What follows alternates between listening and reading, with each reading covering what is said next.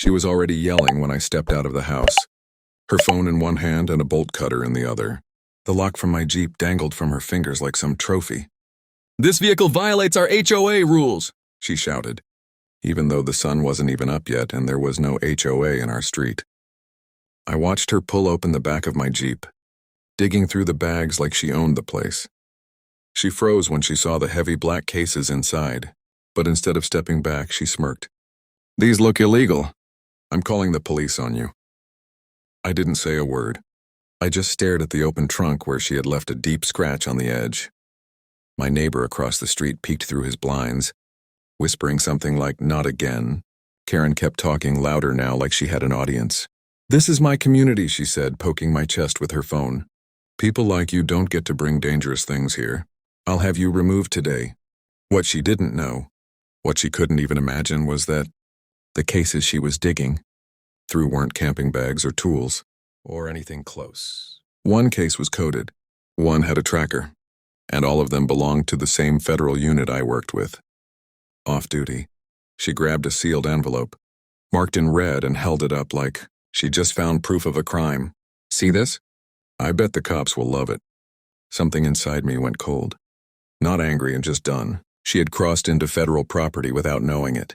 She had cut open a lock to a vehicle she had no jurisdiction over. And she had touched equipment that wasn't just restricted, it was classified. But she wasn't scared. She actually stepped closer and whispered, "You think you can hide who you are? I'll make sure they drag you out in handcuffs today." I didn't even look at her. I looked at the driveway, camera still blinking from where she had unplugged it and pointed it at the sky. She had no clue it had a backup power cell and internal storage. And right then, before she could say another word, two things happened at once. The street camera at the end of the road turned toward us, and my secured phone vibrated in my pocket. A message popped up. Unit pinged. Gear accessed. "Are you compromised?" I slowly lifted my eyes at her. She was smiling like she had already won. She had no idea she had just broken into a task force vehicle. Karen kept pacing around my Jeep like she was inspecting stolen goods. She didn't even notice the black SUV turning onto our street. It moved slow. Too slow for a regular car. I felt the weight of the phone in my pocket and the words still glowing on the screen. "Gear accessed. Are you compromised?" Before I could respond, Karen banged on the back window of my Jeep and yelled, "Come out here and face me. I know you're hiding something dangerous." She had no clue that every second she touched that vehicle, the alert level went higher. The SUV rolled to a stop at the curb and the back window lowered just a little. Karen didn't look. She was too busy throwing another fake HOA notice on my windshield. Bright red, with her signature in big looping letters. "You're done here. This is your final warning," she said, trying to sound official. I could feel eyes from every house now. Curtains moved. Doors cracked open. Everyone was watching her scream at me, but nobody stepped in. Maybe they were scared of her. Maybe they were waiting to see what would happen. The SUV door clicked open slow and heavy. Karen finally turned and froze when a tall man in a plain jacket stepped out. No badge showing, no name, just that calm stare trained on the back of my Jeep. "Ma'am," he said quietly, "step away from the vehicle." She lifted her chin. "Excuse me? I run this community.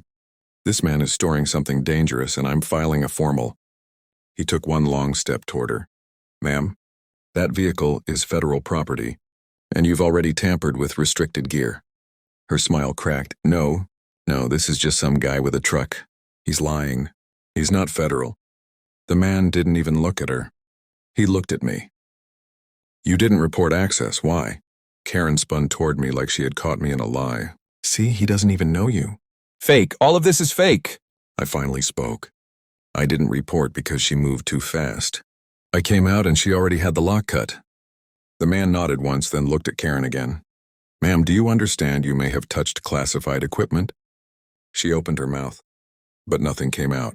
For the first time, she looked unsure. She took a single step back, hands lifting slightly like she wasn't sure if she should run or argue. And then the man said the line that made every neighbor on the street gasp. "Ma'am, that Jeep belongs to a task force, and every item you touched is recorded." Karen's face fell. Not scared, not yet, just confused, like she was trying to rewind the last 10 minutes and make them make sense. But things were about to get much worse for her. Karen finally tried to speak, but her voice came out thin. I didn't know. Nobody told me. He parked it here without permission. The task force agent raised an eyebrow. Permission? This is his property. And you cut his lock. You opened restricted cases. You unplugged surveillance equipment. That's 3 federal violations. She shook her head fast, pointing at me like I was the criminal. No, he lives here alone. Nobody checks on him. He's suspicious. I was protecting the neighborhood. I almost laughed. Protecting? She had no idea what real danger looked like. I walked toward the Jeep, staying calm, while she stumbled back like she expected me to grab her. I didn't. I simply held up the little camera she had tried to twist away. Its light blinked steady, meaning it had recorded everything. Her eyes widened. Delete that. You can't record me without permission, the agent answered before I could. Actually, ma'am, trespassers don't get privacy rights. She looked around for help, but every door on the street was open now. People were filming her. Some whispered. Others just stared like they were finally seeing the real her. The woman who bullied everyone, now cornered by her own arrogance. Karen stepped toward me and tried one last time. Listen, maybe we can fix this. You don't have to tell them all the details. I can say I misunderstood. I shook my head slowly. You didn't misunderstand. You tried to control something you knew nothing about. The agent spoke into his radio. We need local units. Trespassing, tampering, impersonation claims, and possible interference with federal equipment. Karen's mouth dropped. Interference? I didn't interfere with anything. He nodded toward the open Jeep. That sealed envelope you picked up? That's a tracking unit for an active operation. It logged your fingerprints. She didn't even try to argue after that. Her knees buckled, and she sat down right on the edge of my lawn like the ground had given up beneath her. The neighbors went silent. The wind was the only sound between all of us. Minutes later, actual police cars pulled up. Officers stepped out, confused at first, then serious when they saw the cases. Karen tried to stand and explain. But the moment she said the words, "I'm from the HOA," one officer sighed and said, "Ma'am, this isn't even an HOA neighborhood." The agent handed him the camera footage. Everything is here. They placed Karen in cuffs. She didn't fight. She just stared at me like she still couldn't believe a man she thought was harmless had the power to end her little kingdom. As they walked her toward the patrol car, she whispered, "You could have stopped this." I looked right at her. I served my country so people could live free on their own land, not be bullied on it. She turned away and they closed the door on her. The agent came back to me. You handled this better than most. Report will say you stayed calm. I nodded. Only because I'm tired, not scared. He gave a small grin. Your gear's clear. We'll replace the lock. The SUV pulled off, the police car followed, and the street slowly returned to normal. Neighbors stepped out, some patting my shoulder, some whispering about how they always knew she'd cross the wrong line one day. I looked at the scratched paint on my Jeep, the broken lock on the ground, and the empty space where Karen once yelled every morning. For the first time in months, the street felt quiet, and I finally felt like my home was mine again.